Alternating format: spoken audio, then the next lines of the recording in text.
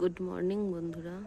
তো দেখো সবে সকাল হলো আর আমি এখানে এটাকে আজ দেখাতে চাই।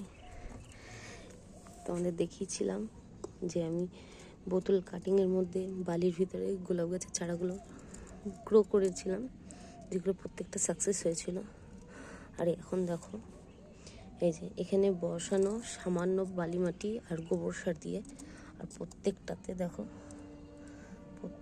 দেখো নতুন করে আবার ব্রাঞ্চ এসছে।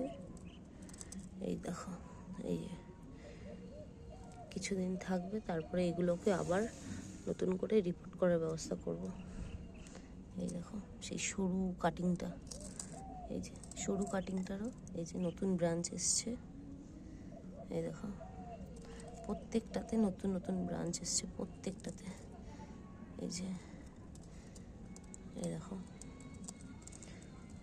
যে কটা বসিয়েছি একটাও নষ্ট হয়নি, প্রত্যেকটাতেই সাকসেসফুল এসছে। আমি খুব খুশি। দেখো প্রত্যেকটাতে নতুন ব্রাঞ্চ এসছে। তো কেমন লাগলো অবশ্যই জানাবে।